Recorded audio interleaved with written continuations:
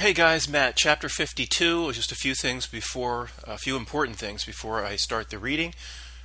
In the Truth in Movies list, I think collectively all of us missed Jupiter Ascending. It's a gigantic truth drop. It's top 10. Jupiter Ascending. Well, we missed it because it's so bad. It's horrible. And that guy that plays the evil whatever in that movie also played, I believe, Stephen Hawking and Fantastic Beasts. I can't stand that actor. So it kind of was erased from my memory, but it will be put back in the list. At some point, I'll release the final list of Truth in Movies. Put it maybe even in the description so you can cut and paste it the way Chuck keeps a list of fake shootings. We'll do it. I'll do the Truth in Movies. He can cover the fake shootings. The other thing about the book, guys, I get so many comments. The process here is very simple. There is no final book available now. There's nothing to PDF anybody. As I have drafts of everything, pretty much the whole book at this point is done in draft, but it does take a lot of cleanup. When a chapter is completely final, I load it. So the book is done up until this very point, but not going forward, if you see what I mean. So I just wanted to reiterate that. Okay, guys, it's moving into that time of the book. It's time to get real. Leave all the fraud behind. The fraud presentation was endless. It was necessary. Getting into the part where we understand the mechanism, understand the reality projection machine, I'll call it that, whether you think it's real, little George Bush creatures running around doing things or something else, understanding the mechanism, what it's trying to do to us, and then finally what we likely can do about it. This is kind of a turning point in the book that pretty much completely leaves the endless fraud presentation behind, although it will be brought up when appropriate, of course. Okay, the final version of this book will be geared down a bit to the neophyte, although at this point it's almost impossible for me to imagine I could just hand this to somebody at the New Jersey State Fair and they would just read it and go, wow, my life changed. They wouldn't. It's just too much here. They wouldn't accept it. But this was my hope. It ended up being more of a compilation book for the old guard. But again, it is my hope to still, in its final form, get it to somebody. Maybe that's just taking their first few steps. I guess if you just hand it to somebody off the street, they'll just completely burn it. But anyway, that was my hope. So the first sentence does not apply to the old guard here. Okay, Padawan Jedi. Padawan learner Jedi, which does not apply to the old guard. You're now ready to begin to hear it. What the heck is going on? Summary of what is likely going on in this reality and ultimately what we can do about our predicament. Don't forget, though, in all of this, ultimately, all the answers lie within us, not out there on the screen. Look deep within yourself, Clarice. Now, before we begin, please understand many smart people in this world differentiate between soul and spirit and do not see them as interchangeable.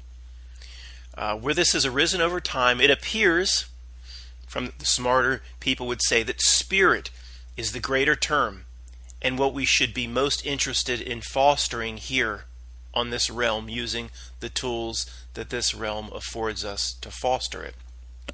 To some people, soul is more closely attached to your energy in this specific realm and what may animate your avatar here. To many, soul is part of this realm or limited to this dimension, or potentially what people have talked about, the other dimensions above. Soul's limited to this one or the one just above. That seems to be the consensus. Do I have personal experience with that, with astral travel and stuff? No, I don't. I'm a disseminator of information here.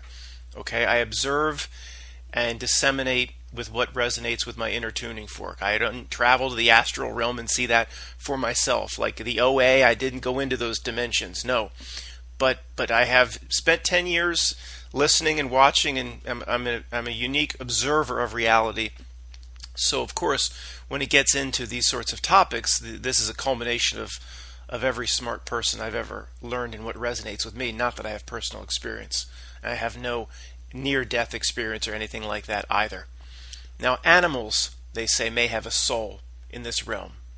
Some believe that, some don't. So soul is the lesser concept.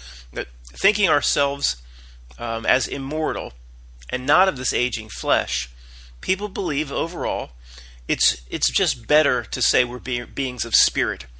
Now, I'm not going to get into the semantics. I'm no expert here, and I tend to use the terminology interchangeably. And I highly doubt my ability to thrive outside of this realm now with higher self or upon my death will be based on my correct syntax using terminology that was crafted in English. Again, you understand what I'm saying, but I don't think it really matters as long as our intention is correct. Almost certainly, your soul or spirit is eternal. This is not a religious viewpoint at all from my perspective. You know, I'm not Christian or assign myself to any large religion. It has nothing to do with religion. The smartest people agree we are immortal spirit. Things like time don't exist. We will always be and perhaps always have been. When you put aside society's distraction for a minute, you can feel this. Now society, the entire society, is designed to get you to think the opposite, isn't it? Everything is to get you to think the opposite. Oh, this life's fleeting, and I better hold on to what I can here. I better get the new materialism here while I can, and get the sex wax while I can. And because, I've said this many times, because the pathetic minions of the screen feed us just the opposite, we can look at these doomed bastards and say that they just gave it away. For anybody that's unsure, they want you to think that you just have a little bit of life left. So those assholes just gave it away. Because of that by itself, we know it's the opposite, let alone we can feel it ourselves. No doubt, this life is hard, but almost certainly because it was designed that way. Nothing can be gained without giving something up. Nothing can be gained without going through a tremendous trial. What would we get out of this realm if we just came here, laid on a beach naked, and had sunshine blown up our ass all day? That doesn't make sense. Wouldn't get shit out of that, would you?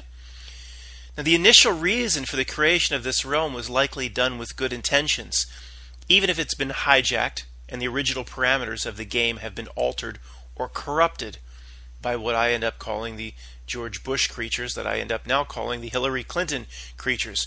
So, initial reason, I just kind of get the feeling that it always was going to be hard, but you still could have a hijacking on top of that, which they made it even harder for their own benefit. However, they could be serving the role that they were exactly intended to serve. And we keep that on the table back and forth as we go on. What is God or source, and are we actually part of it? By definition, I think we are. By definition. No matter what your religious viewpoints. Can God have made, for example, Adam and Eve without Adam and Eve being part of God? Could God make something outside of God? See, it doesn't make any sense. No matter what. The basic premise of atheism is ridiculous to me. You may not believe at all in the Christian God, or you may not be a Muslim or any specific religion. You may not believe in the Christian God of Genesis crafted this world, but in my opinion, something did. This world or realm, something did for the exact reason we're here. We might have done it ourselves. I don't take that off the table. Then, whatever, it appears something may have gone bad. But remember what they say about appearances. They can be deceiving. What seems now to be so bad in this realm may be exactly as it should be for us, so we can match it with our spiritual progression. Isn't it interesting that as things turn to shit, with a change in reality itself, almost with 9/11, many thousands, tens of thousands, hundreds of thousands of us started to see it and change ourselves. If those things didn't happen, would we have made those changes? I don't think so. Is that why it's all being ramped up and has been since 9/11? I think probably. I know one thing. Again, I would not be where I am today without having seen 9/11. And I could not have seen 9/11 if 9/11 never happened. I'm not saying 9/11 was for us. Okay, that's what's happening here is far more complicated. For now, I'm saying it's possible the creatures and parasites want to take more from humanity. Maybe that's part of the hijacking. But if they do, they must give up being exposed to the mutants. And that's us. What does old Jack Burton say at a time like this, where he doesn't know the nature of his immortal self and spirit? Who? Jack Burton. Me. That's a poor imitation of Kurt Russell in Big Trouble in Little China. But the evil character Lo Pan, I do a little bit better. I'm seeking a girl with green eyes. Remember, regarding the controlling parasites, here, if you see a ruler or a leader on TV, a leader, right, on television, like at a G7 conference, a Jerk Me Off 7 conference, then it means they lead and rule nothing, in my opinion. It's crystal clear to me that people like Bush, Obama, and Trump are little more than clowns on marionette strings. I speculate it's possible the original evil here in this realm, or the Lochnar of our reality, potentially has been gone for some time and has been letting their acolytes run the asylum themselves. Look what happened in Home Alone. Kind of thing started to break down. Seems like that's what's happening. The real mastermind of the evil may not be here any longer, because the script of the controllers gets more and more pathetic each year as they try to present the same ruse over and over again. In the past, they had an advantage over we commoners. They carried some hidden knowledge and the playbook of the original Warden, a way to trick regular people who think what's on CNN is real. They seem to have lost much of their advantage in this regard, and I have no other way to explain it. It seems that they've lost their power of the presentation of the illusion, at least for we mutants. But I speculate wildly. Don't really know. Ultimately, I keep right up on the table these bastards were put here for us, potentially even by us. You don't learn anything if you just have sunshine blown up your butt all day long. And again, Warden implies we're trapped here against our will. It's possible. Not a given at all. Not a given at all. I'll analyze it. I don't believe we're in some prison planet recycling system that you'll never get out of. I don't believe that at all. It's just probably more perpetration of the fear. Or if they really can get people to believe that, and you take that belief into your deathbed and then into your death, well, maybe you create that for yourself. So I'm certainly not going to create that for myself. Those parasites currently in control from the back room, I've said many times there's probably nothing behind the final curtain, but that's just the way to think about it. Don't always mean that literally. Could exist, probably doesn't. To me, this is like a reality generation machine. So let me start that again. Just a way of looking at it. Don't take that literally when I say it. Those in control from the back room are strange creatures. Even a weirdo like Johnny Depp fits in amidst their ranks, and that's saying something. That creep can't even watch his own movies. He can't even look at himself in his own movies. What a creep. Is he a clone? Maybe. It looks like they have changed the foundation code of this place. Whatever the creatures are, it looks like they've changed the foundation code of this place to shape reality closer to their sick cravings. Once the change was made, I think it's more appropriate to call this place like a matrix, because it really does resemble the movie at this point. In my opinion, the movie was created to be a metaphor for what is actually going on, but not to be taken literally. The creatures must present a degree of truth from time to time, and of course they use movies. I believe we were shown the general concept of a reality construct, or this reality construct, in movies like The Matrix and in many others. Again, I don't believe I'm in a Bill Cosby perverted Jello pod right now, a Jello pudding pod. I don't think like I'm going to pop out like Neo. That I don't believe, even if it is a simulation. Somebody's harnessing me like a battery in a machine world. No, don't. Just the general concepts. I believe they're trying to drop truth. That makes no sense, you goddamn conspiracy theory son of a bitch. Would they tell us anything in a friggin' movie? It's a complicated question, and I have touched on it briefly in the past. But it seems for some strange reason, they have to drop hints or give truth away to those who have the eyes to see it. It's some sort of cosmic karma law that they seem like they must obey. How this works exactly, nobody knows, but the evidence of this now is all over the place. They use movies, music, TV, books, and even cartoons to leak the truth. For example, just at the time when the news became mostly fake, the controlling parasites began to push the fake news mantra through Donald Trump. Now, most dummies around us would say that's the government's way to combat the endless conspiracy theories on the internet, like the things you present, Matt, and the way you conspiracy theorists mislead people, so they started talking about fake news. No, it was just the opposite. You and I can see that the fake news mantra was actually the system announcing to us that it's now delivering almost entirely fake news. Yes, those faking the news were telling us that they are faking the news. It was exposing itself. That's all it was. The lies on the news are mixed between stories that are easily verified, like the weather, and fake events. So to the script zombies, it all seems perfectly real. But I don't know if I've ever talked about in the past. Maybe I have. All the fake news mantra came out 2 years ago. They upped the fake news. Almost everything now is fake. And it seems to most people they're pointing their fingers at us, but they're actually announcing what they themselves were doing. Crystal clear. The main accomplishment, it seems, of the controlling parasite was to create a veil over human perception. A veil over human perception. No doubt about it. Almost no one stops to consider our predicament, if you want to call it that. Think about it. Talk about a veil over perception. In general, we have no sense of our history on this earth, which is really impossible. It makes no sense if our evolution was natural.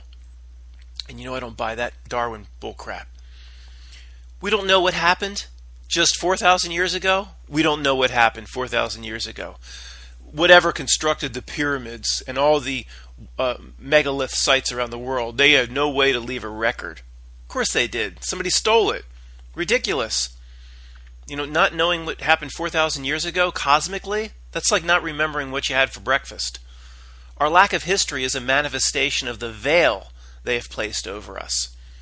And it's two types of veils.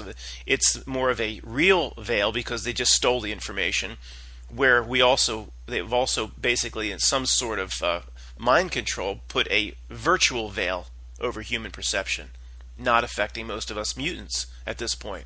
Although don't kid yourself, we still wear many of them. Always believe you have more veils to drop. Overall, humans have lost, in my opinion, wondrous abilities far greater than anything most people can imagine. Just stolen from us over time by the controlling parasite. This is also shown to us in the Matrix in the flying Neo character, and also shown to us potentially in hundreds of these superhero movies and superhero TV shows, where every asshole with a cape on the show has a special power. No doubt, humans have lost abilities that could have ranged across the board, from ESPN. That's not much of an ability. From ESP to telekinesis to all sorts of things human beings may have been able to do. There's talk that our species didn't even need to use language in the past to communicate. It's possible. All this is on the table. The Tower of Babel story is likely a loose metaphor for how language was laid down for us to screw us over by placing our thoughts in a box, and every sound that comes out of our mouth is some sort of spellcraft for their reality. There's talk our species didn't need to consume living things for energy at one point, and certainly then no need to poop it out. Instead, getting our energy from the sun. Think about it. Just think about it. I have no inner resonance or tuning fork that says that was the case. I'm just saying smart people keep that on the table. So I'll certainly consider it. But just think about it, just common sense. The simplest little creature in the world. Around my house, I have this jewel weed infestation, this big, long weed that grows up in 2 days, and it's filled with water, and you can cut it down with almost like a Q-tip. It's so fragile, but it's just everywhere now. Little old plant like that can just get all its energy, everything it needs from the sun.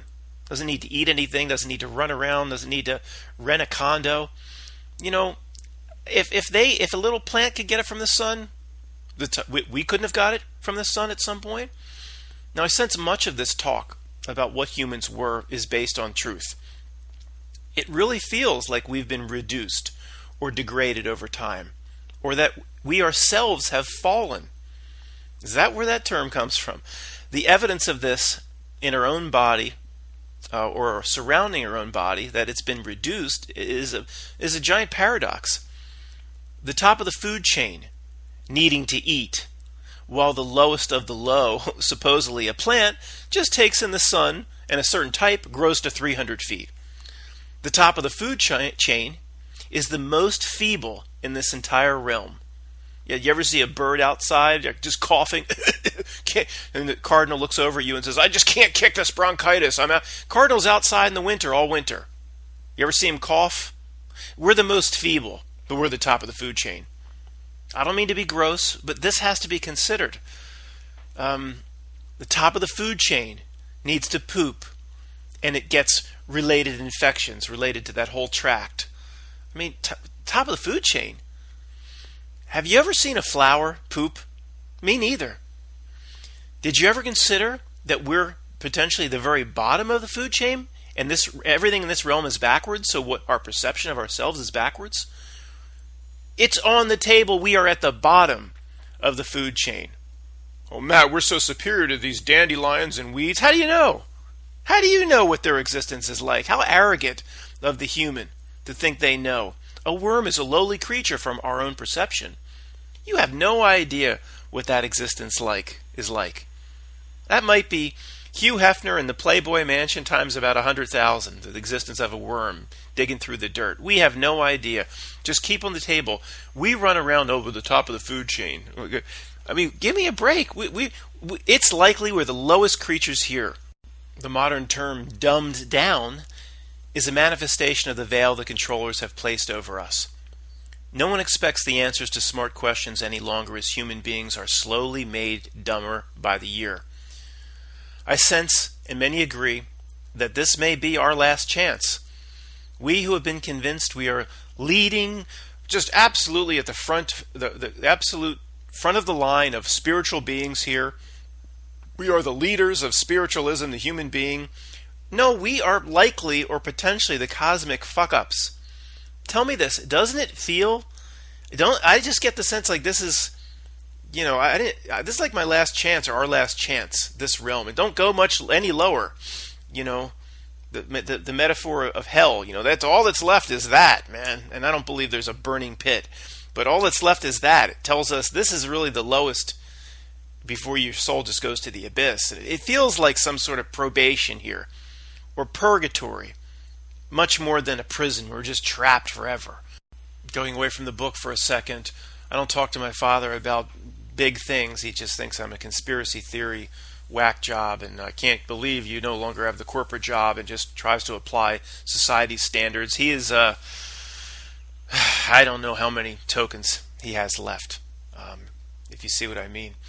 But I told him, we were talking once about many people believe, this is a soul recycling system, and he was interested in that topic, but he was excited about it.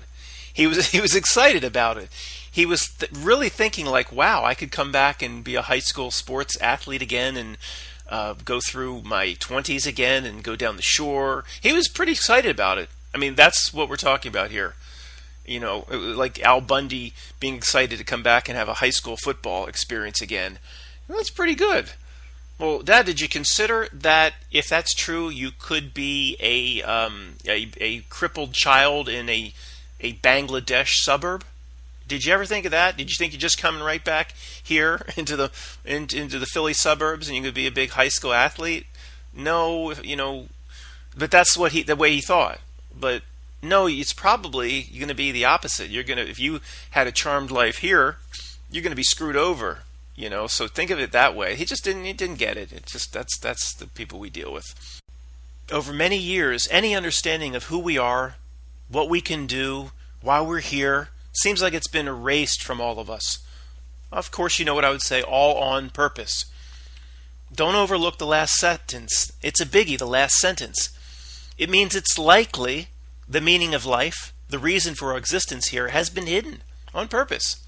Think about it. Most people see little more to living than getting a big house, a few cars, intertwined with some sex acts. What am I missing something? Isn't that kind of what life's all about to most people? What am I missing? The society breeds materialism and the dominance of the ego mind. It makes you think your meat suit and your frontal lobes is all there is to you. The part of the brain where you think about things in English is by far the dumbest part of us. But we believe that's all there is. Whether the controllers actually messed with our DNA or just molded us over the years like selective dog breeding, our predicament is the same. It matters not what happened in the past. We are here and the powerful play goes on. We're a society of mindless blobs. All we need to know about the past is enough to realize that we've been fucked over. Once we realize that, we can change the way we live our lives starting now. And there's only one now, only be one now. There is no past, there is no future. One thing is crystal clear at this point. The controlling parasites, like the machines in the Matrix, need us. Need us. So they're going to come kill all of us, and this big event's coming because they're going to kill all of us. No, that's ridiculous. That's fear porn. If they wanted to kill all of us, they'd kill all of us a long time ago. And they're going to go live in their underground bases. No, they need us. Okay? At the very least, we do something vital for them they can't do themselves. What the controllers get from us is far more than something like trivial labor needed to work a farm or build a factory. It's likely we humans can create reality in ways the controllers cannot.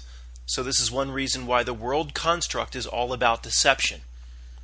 Even if you're rolling your eyes and you're not somebody that believes that collective consciousness can create reality, although every time we turn around there's more and more evidence pointing to that, even if you don't ever going to put that on the table, that's fine. But what I said still applies. They need us. Okay, still applies. And we have to do it to ourselves. We still have to, whether you think everything's real and a hammer can really hit you on the hand and everything's real, we still have to create the sick society for them. And they need us in the same way. Okay, so ultimately, we agree. You just might not agree that the collective consciousness is absolutely vital in the creation of this realm, of which I do. No matter what you believe, this question should help you form your entire belief set. Why the endless trick of the controlling parasites? We know the entire world is a trick. The entire construct of what they say life should be, everything that comes out of them, everything that comes from the screen around us is a trick. Okay? You want to get really close to figuring it out? In your own mind, come up with why would they need to trick us all the time? Well, if you put in, somebody says, well, consciousness, collective consciousness has to be taken in a certain way and molded, so collective consciousness then projects back onto the screen and creates reality. Well, that makes sense. But in other words, I don't think there's any theory that can be formed unless you can answer the question, why? What's the point of the endless tricks that they play? Tricks in every single area. Every single facet of our lives is a trick. The entire 300 and whatever pages of all the deception presented in the front half of this book is overwhelming evidence that all this system does is present a trick. Why is it being presented? And I just have to throw this in here. If anybody's screaming now and saying, to keep us from ourselves, then that's a very valid answer. Okay, that's a very valid answer. Matt, it doesn't have to be all the sophisticated stuff about projecting collective consciousness, projecting reality back. And why do they present the endless trick, Matt? To keep us from ourselves. That's a valid answer also. Let's not forget that. This entire system is a construction of learned helplessness for humans. We're an elephant that's still tied up at night with a thin little rope because that was the way we were tied up as a baby, with a thin little rope. And the first day we tried to pull it and we couldn't break it, and we never tried again. Here in this realm, we collectively feel empowered to do nothing ourselves because that's how much they've beaten us down. We feel empowered to do nothing ourselves. It's a really sick evil genius that has created this. When dealing with the system itself, we need to go get a matrix agent, because we can't do it ourselves, a matrix agent or a lawyer, one who is able to read the matrix code of the courts. If YouTube cancels our channel, Richie from Boston tells us we need a matrix agent to go fight for us, and our channel will quickly be restored. If we want to leave our wife or husband, the construct requires a matrix agent.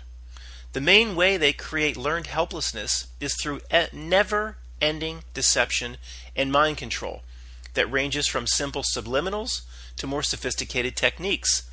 Almost nothing that has been presented to us in this matrix is real, and whatever is real does not match the way it's presented to us in news or in textbooks or by so-called authority figures. From what the Civil War was to Elon Musk's ridiculous sports car in space on its way to Mars, reality is a big script. Regarding serious subjects like the Civil War, yes, of course, men fought and died. It was very bloody. However, much of the history, or his story, much of what we've been fed is a complete lie. Most dummies on the street and the people around us will say, "It was a war fought over slavery." Insert canned laughter here. Sure, hundreds of thousands or millions of Southerners went off to die. So 5% of the South, plantation-owning assholes, could continue to keep slaves. Yeah, that's why they fought. Django Unchained and Leonardo DiCaprio showed us the Mandingo slave owner, what kind of asshole that person was. Nobody that lived in that era, or the era of the Don Johnson character in Django, Big Daddy, would have gone off and fought for that guy. You know, all the young boys in the South were just eager to go fight for the Big Daddy character in Django Unchained. Yeah. Big Daddy calls that the big house, 'cause it's big. Poor little squirrels. The Southern boys put on gray coats and marched off to fight the North, sure, for asshole slave owners that they didn't even know. That's really what we're told, and people believe that. Instead of just saying, why didn't the South just stand up and say, we're no longer part of the United States? Just stand up and say, we're seceding, and then go about your daily business. What did they do? They all put on gray coats, huddled together, so they could be more easily killed by Yankees. The gray coat might have well been a red and white striped coat with a giant bullseye sewn on the back. The Rebs basically put on a Where's Waldo costume without stripes. There's a whole section in the fraud section, because I skipped a lot of it. Maybe I'll present it at the end. But one section was on the Civil War. I have huge issues with it. I'll just do two or 3 minutes, but this was a pretty big section, or what would become. It's just a draft now. But I have huge problems with it. General Lee lines up huge armies in the first 3 or 4 or 5 battles against the North. It's equally bloody on both sides. Sometimes when the South lost 6,000, the North lost 5,000. They weren't one-sided battles. The North was almost losing the same amount as the South. So after the 5th battle, if anything was real, in my opinion, this hero of the South, General Lee, would have said, why is he a hero? Think about this. Well, okay, the North has shown their resolve. They're not going to back down. Okay, we thought we could just go do 5 bloody battles and then they'd start to crack. No, they've shown their resolve. So let's continue to line up armies, a mile-long army against a mile-long army. If anybody's not following where I'm going, why not just withdraw back to your local communities in the South and begin guerrilla tactics? Just say you secede, and then don't ever pay any more money to the North. Just go about your business. The North will bring invading armies down, fine. That's a setup for guerrilla tactics. But why put army against army? For what? Just say you're going to secede. And if the northern armies are just, what are they going to come down? The northern soldiers going to come down and occupy for 10 years when that guy has a wife and kids? They would have cracked eventually. See, it doesn't make any sense. Then they're going to invade the North, go into Gettysburg. They know that the North has every single factory, has the control of the money supply, has all the international relationships. It doesn't make any sense. Why is this guy a hero of the South? Go watch the Ken Burns thing. The South was decimated, destroyed, blood, guts, disease. Should have never put a gray coat on, never stitched a gray coat. Just announce the session and go about your business. When the invading armies comes to camp out, guerrilla tactics, hello. Look, I can't just let this is too big of and sensitive of a subject. I have to wrap it up to a degree. As usual, I think the South, there was a story cooked up, of course, for the South. Why they were so willing to fight the North army against army. I think there's part of the story that we just don't know. They could cook up anything. With the help of the British Crown? Yeah, probably. You need to cook up a story. It's not just about protecting Big Daddy and slave owners. Yeah, who's that boy? Who's that Peckerwood boy down that works with the glass? Oh, you mean Jerry? Yeah, Jerry. You treat him just like you would Jerry. No, you don't go fight for assholes like that. Who's that Peckerwood boy? So there was a story cooked up. And why we don't know exactly what the story was, so why so many young men, and yeah, no, it wasn't fake, okay? The Civil War wasn't fake. I mean, there's people in this community that will go there. The same people that say not one single person died during 9/11 because the controlling parasite is so out to protect human life. Back to the book. Whatever it is, all of this false history and trickery is just a way to build a box around our consciousness that gets smaller and smaller with each generation. And the trash compactor from Star Wars comes to mind. Just coming in, the walls, the consciousness, what it's able to perceive getting smaller and smaller. Is the trash compactor a truth drop? Probably not, but we'll anoint it for our purposes as what's happening to the human consciousness. The smaller the trash compactor gets, the less we're able to see beyond the veil that they've placed over this reality inside of a little box. The plan A of the controllers is being fulfilled now, and they seem to be only slightly behind schedule. They seem to be a little behind schedule.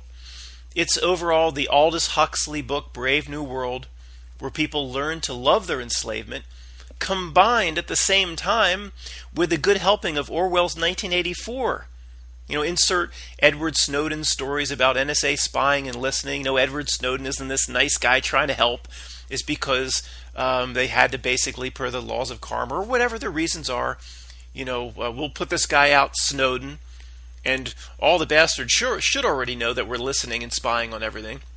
But we'll put this guy Snowden out, and he'll just tell everybody, and we'll just use that story, like the same way they use the Julian Assange story. So think about it. It's fascinating.